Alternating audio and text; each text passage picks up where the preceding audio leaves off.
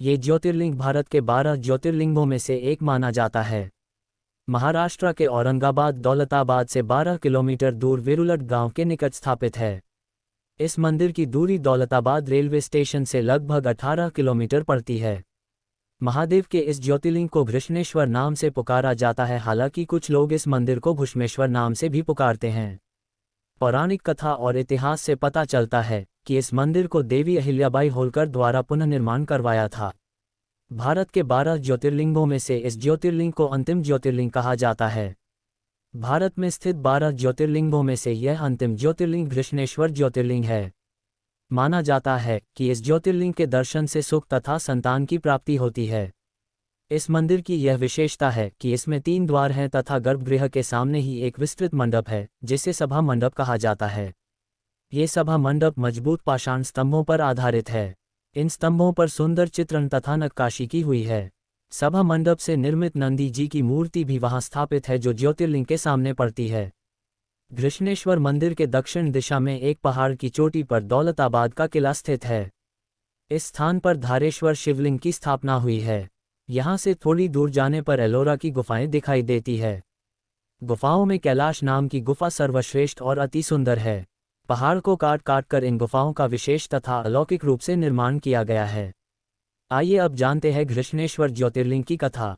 एक अत्यंत तेजस्वी ब्राह्मण सुधर्मा दक्षिण देश में देवगिरी पर्वत के पास रहता था। इनकी पत्नी का नाम सुदेहा था। ये दोनों पति पत्नी एक दूसरे से अत्यंत प्रेम करते थे। इनकी कोई भी पुत्र या पुत्री नहीं थे। सुदेहा गर्भवती नहीं हो सकती थी, फिर भी संतान प्राप्ति की इच्छुक थी। सुदेहा ने अपने पति सुधर्मा से कहा कि वह उसकी छोटी बहन से दूसरा विवाह कर ले। सुधर्मा ने यह बात मानने से इनकार कर दिया, किंतु अपनी पत्नी सुदेहा के जिद करने पर सुधर्मा को झुकना ही पड़ा। सुधर्मा अपनी पत्नी की छोटी बहन घुष्मा से विवाह करके उसे घर ले आए। घुष्मा एक पवित्र विचारों वाली सदाचारिणी और दयालु स्त्री थी।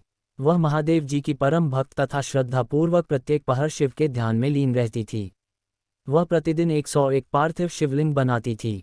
वह दिन भर श्रद्धापूर्वक शिवलिंग का विधिवत पूजन व ध्यान किया करती। शिव जी की कृपा ऐसी रही कि कुछ समय काल बीतने के पश्चात वह एक बालक को जन्म देती है। दोनों बहनें बेहद प्यार से रहने लगी, किंतु कुछ समय के बाद सुदेहा के मन में गलत विचार आने लगते हैं। वह सोचने लगी, इस घर में सब कुछ तो घुष्मा का ही है, मेरा कुछ भी नहीं है। इस विचार पर सुदेहा ने इतना चिंतन किया कि यह बात उसके मन में स्थिर हो गई थी। वह ये सोच रही थी कि संतान भी घुष्मा का है। उसके पति पर भी अब उसका नहीं, घुष्मा का हक जमा है।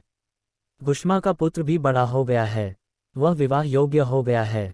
ये सब विचार के साथ एक बार सुदेहा ने घुष्मा के पुत्र को रात में सोते समय हत्या करने का निर्णय किया। वह उसे मृत्यु देने के इस षड्यंत्र को बनाने लगी। उसकी हत्या के बाद सुदेहा ने उसके शव को तालाब में डाल दिया। जिस तालाब में उसने उसके पुत्र को फेंका था, उसी तालाब में घुष्मा प्रतिदिन शिवलिंग को प्रवाहित करती थी। जब सुबह हुई तो पूरे घर में कोहराम मच गया। घुष्मा दुखपूर्वक विलाप करने लगी। घुष्मा ने शिव में अपनी आस्था नहीं छोड़ी। वह प्रतिदिन की तरह आज भी शिव जी की श्रद्धापूर्वक पूजा विधि संपूर्ण करके अपनी नित्य क्रिया करने गई। जब वह महादेव के शिवलिंग को प्रवाहित करने तालाब पर गई तो उसका बेटा तालाब के अंदर से निकलकर आता हुआ दिखाई पड़ा। जब वह तालाब से बाहर आया तो प्रतिदिन की तरह वह घुष्मा के चरणों पर गिर गया। ये देखकर ऐसा प्रतीत हो रहा था कि वह कहीं से घूमकर वापस आ रहा है। तभी वहां शिव जी प्रकट हुए। उन्होंने घुष्मा को वर मांगने का वरदान दिया। शिव जी सुदेहा के इस पाप से अत्यंत क्रोधित थे।